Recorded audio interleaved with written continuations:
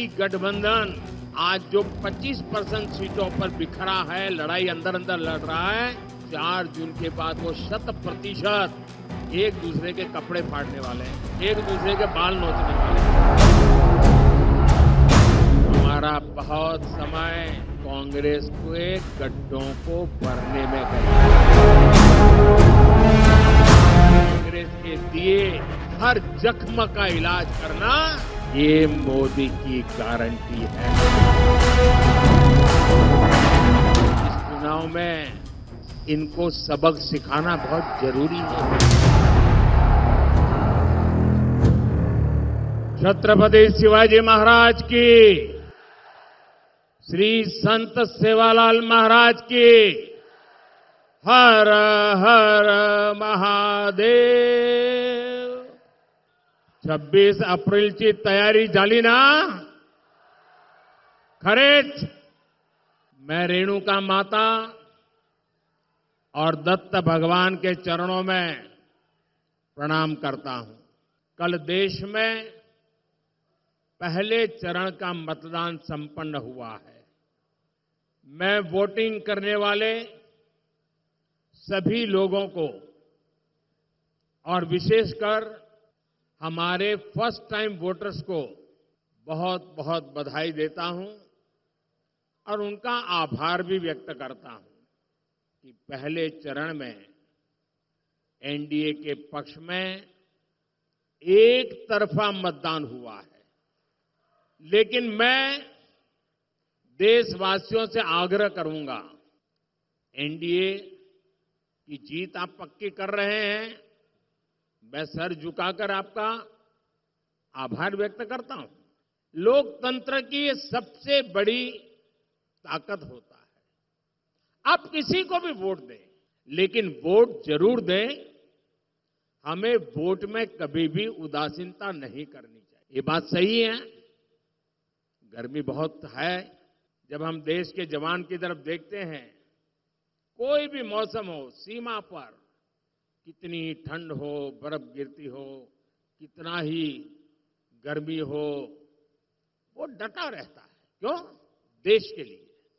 मैं मानता हूं मतदाताओं के मन में भी ये भाव होना चाहिए कि मैं मतदान किसी पर उपकार नहीं करता हूं। मैं मतदान करके मेरे देश का भविष्य पक्का करता हूं। मेरे देश के भविष्य को सुनिश्चित करने के लिए मतदान करता हूं। और इसलिए एनडीए के भव्य विजय की पहले चरण में साफ साफ आपका सहयोग के बावजूद भी लोकतंत्र के लिए मैं फिर आग्रह करूंगा कि भारी मतदान होना चाहिए। और मैं राजनीतिक क्षेत्र के सभी दल के कार्यकर्ताओं को कहूंगा, भले आपको लगता हो आज कि भाई अब चुनाव हारने वाले क्यों मेहनत करें, मैं उनको भी कहता हूं, लोकतंत्र के लिए मेहनत कीजिए। अरे आज नहीं तो कल, कल नहीं तो परसों, परसों नहीं तो नरसों, अरे कभी तो मौका आएगा। ऐसे निराश हो गए क्या बैठ गए हो? इसलिए जिनकी हार सुनिश्चित है, उनके कार्यकर्ताओं को भी मैं हौसला बुलंद करते हुए कहना चाहता हूं कि आप मतदाताओं को जरूर मतदान करने के लिए प्रेरित कीजिए। क्योंकि दुनिया के लोगों को, दुनिया में वोटिंग परसेंटेज बहुत कम होता है। भारत में जब इतना सारा वोटिंग परसेंटेज होता है, उसका विश्व में प्रभाव होता है। भारत की लोकतंत्र की ताकत का एक मजबूत उदाहरण बनता है। दुनिया को भी भारत को समझने के लिए अधिकतम वोटिंग बहुत जरूरी होता है। वोटर भी देख रहे हैं कि कैसे इंडी अलायंस के लोग अपने स्वार्थ में, अपने भ्रष्टाचार को बचाने के लिए एक साथ आए हैं।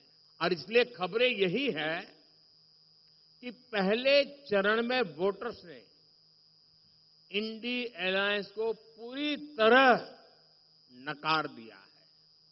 ये लोग दावे जो करें, लेकिन सच्चाई यही है कि चुनाव की घोषणा से पहले से ही कांग्रेस के नेता अपनी हार मान चुके हैं और इसलिए कुछ नेता जो लगातार लोकसभा में जीत करके आते थे, इस बार आपने देखा है वो लोकसभा का चुनाव छोड़ करके राज्यसभा के रास्ते से अंदर जाके बैठ गए हैं। चुनाव लड़ने की हिम्मत नहीं रही है जी। हालात ये है कि इंडिया अलायंस वालों को इस चुनाव में लड़ने के लिए उम्मीदवार तक नहीं मिल रहे हैं।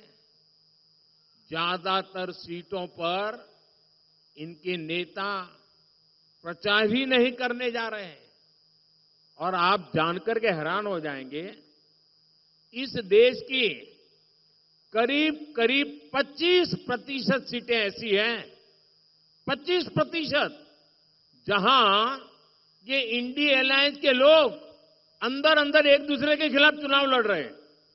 अब वो किस प्रकार की बातें करते हैं जी, कोई कल्पना कर सकता है। चलो भाई एक आध दो में गड़बड़ हो जाए वो तो समझ सकते हैं।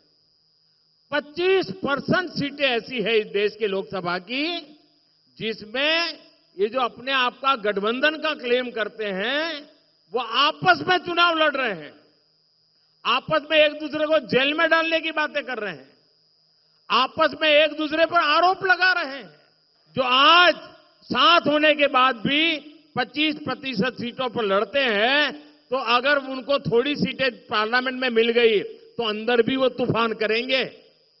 और देखिए कांग्रेस के जो शाहजादे हैं उन्हें भी वायनाड में संकट दिख रहा है।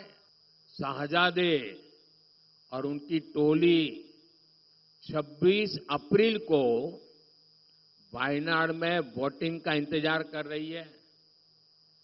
जैसे ही 26 को वायनाड में वोटिंग पूरा हो जाएगा, ये शाहजादे के लिए एक और सुरक्षित सीट घोषित कर देंगे और कहीं और से फिर से लड़ाना पड़ेगा उनको, क्योंकि उनके अलायंस के साथी भी एक दूसरे को गालियां दे रहे हैं। कल आपने उनके एक साथी केरल के मुख्यमंत्री ने जो शाहजादे को सुनाई है, मैं भी कभी ऐसी भाषा नहीं बोलता हूं, ऐसी भाषा बोली है उन्होंने साथी को। ये हाल है उनका। अब जैसे इन्होंने अमेठी से भागना पड़ा, अमेठी छोड़ा, अब मान के चलिए वो वायनाड भी छोड़ेंगे। अब ये ऐसी स्थिति कभी सोची है आपने कांग्रेस की कि जिस परिवार के भरोसे कांग्रेस चलती है वो परिवार खुद कांग्रेस को वोट नहीं दे पाएगा। 4 जून के बाद इंडी गठबंधन आज जो 25% सीटों पर बिखरा है, लड़ाई अंदर अंदर लड़ रहा है, 4 जून के बाद वो 100% एक दूसरे के कपड़े फाड़ने वाले हैं, एक दूसरे के बाल नोचने वाले हैं। कांग्रेस गरीब, दलित, वंचित, मजदूर, किसान के विकास के सामने हमेशा दीवार बन के खड़ी है। साथियों, कांग्रेस के दिए हर जख्म का इलाज करना ये मोदी की गारंटी है।